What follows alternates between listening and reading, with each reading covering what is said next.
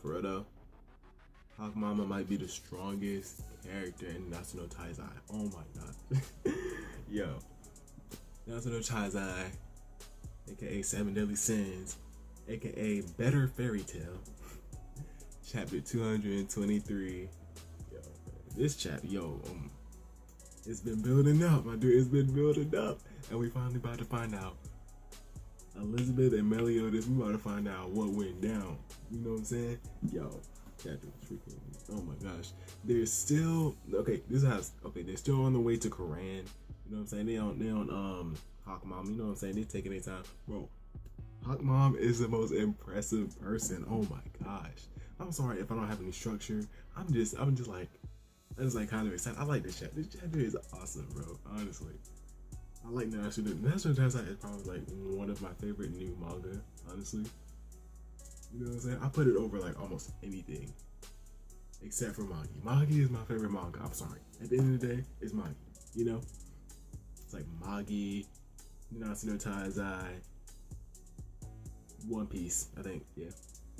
Alright, but I know. Alright. So the chapter starts off, okay, so Elizabeth is healing Elaine. Because Elaine, Elaine is like really close to death, you know? Like, can never say her name. Mercilla, I think that's how you say it. Or Mercilla, either or. Is like, actually, I don't even know why she's close to death, but she just is. You know what I'm saying? She's just weak. I guess it's because her soul has been back for so long that it's like, it's like weakening her body. Yeah, but Elizabeth is healing her as best as she can. You know what I'm saying? And she can feel it. That she's getting closer to Marcella, and it's not a good look. You know what I'm saying? It's getting really bad.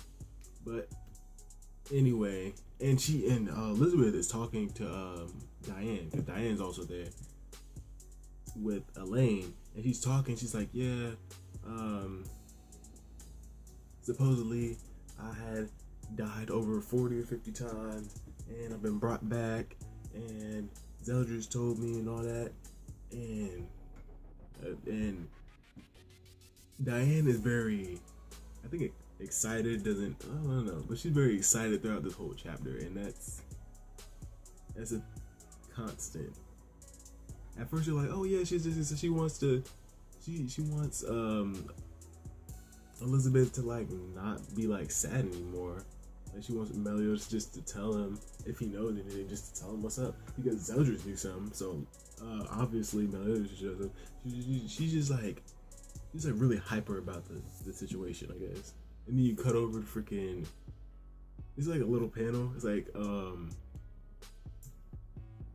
it was Merlin and my boy Escanor. You already know, man. Escanor is that nigga, man. I swear he is. Anyway, yeah, but Meliodas and Escanor. I mean, Merlin and Escanor. My bad.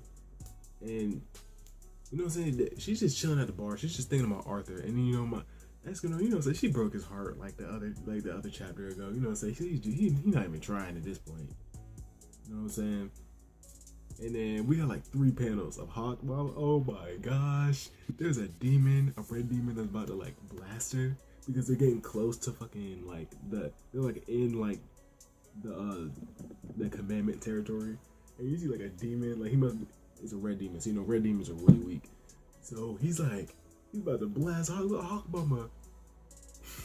Fucking like, yo, nigga, like Hawk Mama, like, yo. No. I'm sorry. Escanor's cool, Meliodas is cool, Merlin, Bond, Zartris, Zeldris, like Esteros, all them, they're cool.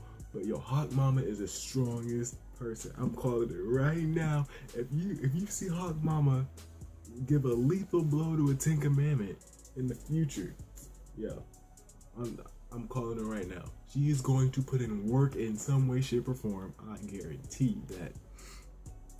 Yeah, but anyway, we get this really cool scene with Meliodas and Bond, and I really like Meliodas Bond characters because I feel like Meliodas can relate to Bond more than anybody, and so can Bond, relate to Meliodas, because Meliodas and Bond are so similar, yet it doesn't even seem like, but they're so similar. That their background, their history, even like especially their history. Like, you remember Rogue from the flashback? Obviously, like either Bond's descendant or like a reincarnation or something. Obviously, you know what I'm saying? So like I feel like they're like meant to be best friends. You know, like ever since 3,000 years ago. You know, but Bond is he's like, yo, Captain, can I like sit the next this mission out? Because he wants to chill with Elaine, because Elaine is about to die. You know what I'm saying? And Melody's like, yeah, sure. He's like, I understand, because Marcella's like really fucking close, and we're going to have to kill her. And if we kill her, then she's going to be gone. And Bond's like, yeah, and that's gonna happen. So I want to be by my woman's side. And that's the one thing I can't say about Bond. No matter what, no matter how he acts towards King or Diane or anybody, he respects the hell out of Lane. He respects that one day that they spent in the fairy forest is like, or was it one day? I don't know. Or however long he spent in the fairy forest, it was a great experience for Bond, because I feel like it taught him love, honestly. Or was that his father? I don't know.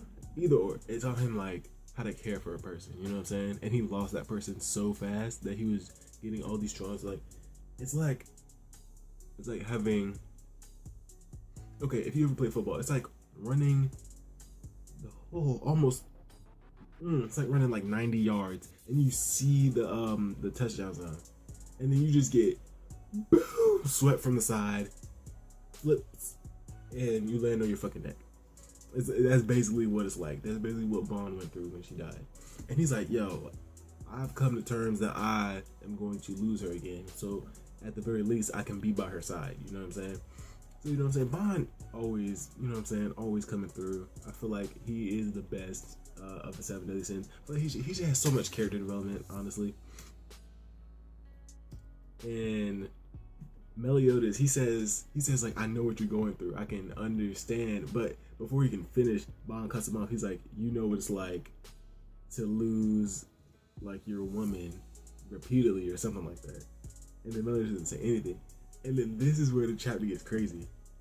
Freaking Elizabeth regains her old memories, but like not in the regular sense. Not like, oh, I remember everything from the whole 3,000 years. No, she remembers a select thing from that 3,000 years and she's reliving it. You know what I'm saying? I guess it's, oh my gosh, it was so crazy. Yeah, and everyone's like freaking out. She's like, what are you talking about? She starts talking about like this dude, fucking, I don't remember his name, man, but it was this. She just starts saying, she's like, oh yeah, he got bit by a werewolf or something. I'm like, what the? And you see like, no one knows what you're talking about, and then Merlin comes. She's like, yeah. Diane. I mean, not Diane. Elizabeth, do you know who I am? She's like, oh, it's been such a long time, Merlin. Like, how are you? You look so young. It's like, do you still live in Belialin or something? And then everyone's like, and then both of her eyes have the freaking Sharingan in it, basically. They got the Sharingan eyes back in both eyes, so that's cool. And after that, she just passes out, crazy. And then we get this like really like, it always happens that every like, you see one person like talking so fucking happy, and then it's like, no, it's like an actual serious thing. And that's what happened with Diane. She was like, yo, it's a good thing, Captain. Da da da da. You were the one that was being mean to the captain. Captain, you were the one that's being mean to Elizabeth. Blah blah blah. And then Merlin's like, shut the fuck up. I mean, Diane. Goddamn, Diane, shut up. Watch your tongue. And then she's like, what are you talking about? Because honestly, Diane doesn't know. Like, Diane's a generally happy person. So, of course, she'd be like, she's just taking it like easy. Like, she doesn't understand the ramifications of what just happened.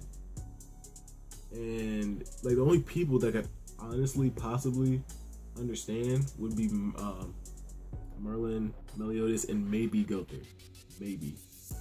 Yeah, but at the end of the chapter, Meliodas is like, you see his eyes is just glazed over, and he's just like, yeah, it doesn't matter. She only has 3 days left to live. I'm like, what? Wait, hold on, three? Why is it? For one thing, why is it 3 days? That's just crazy, man. I'm like, who? For one thing, who put this curse on her? Because Elizabeth, you saw her 3,000 years ago. She wasn't no bitch. Like she wasn't. She was raw as fuck. So, for one thing, who put the curse on her? Was it all 3 of the archangels? I mean, all 4 of them, or was it like God? Because I'm waiting for that man to come. Honestly, I'm waiting for him. I know this is gonna be. There's a demon king. There has to be God. Come on now, let's get for real. Yeah, but I want to know who put the curse on her for one thing, and why is it 3 days? So if she did, so that's why Meliodas didn't want to tell her anything. Like that's why she was always reincarnated. He was just chilling. You know what I'm saying? Like they were talking about in the beginning of the chapter, they were like, oh yeah, maybe Meliodas is doing like a lot of perverted things with you. That's why he doesn't want you to know. I'm like, I was thinking about it. I was like, maybe Meliodas like lost it one time. Like he was like, he couldn't handle her not knowing her true self and maybe like bugged out. But no, it was just that he couldn't tell her. That's why in the previous chapter, like 2 chapters ago, he couldn't tell her anything. He was just avoiding her whole questions, because if he told her anything bad, like she would die. So right now she's like passed out, and like she's like in a coma. And at the end of the chapter, he's like, you just see glazed over eyes. Like he's in complete despair. He's like, fuck it. Like, he's done. He's like, yeah, I might as well just tell you anyway how this curse came to be 3,000 years ago. So next chapter, we're getting flashback once again. Yo, it's crazy. We got this Elaine and Bond stuff, and then we got this, all these relationships. And now, so that's the one thing I like about the relationships are good. Relationships are really good. Like you feel for these characters. Like I feel for Meliodas. You know what I'm saying? I feel for Bond right now. You know what I'm saying? I feel for Escanor. Oh my gosh, he got curved. Oh my gosh, curved like a mug. Shit. Yeah, but this chapter was really good, bro. 9 out of 10 stars, easy, man, easy. This is great setup chapter, great in general. You know what I'm saying? Hawk Mama gave me that extra star, honest now. Nah, but I love Hawk Mama. Anyway, let me know what y'all guys think. How do you think this flashback's about to go? Who do you think put the curse on Elizabeth? And do you think Elizabeth is even gonna wake up? She might die, come back like Meliodas, but we'll see what happens. You know what I'm saying? Anyway, guys, like, comment, subscribe, all that jazz. I'm out this world.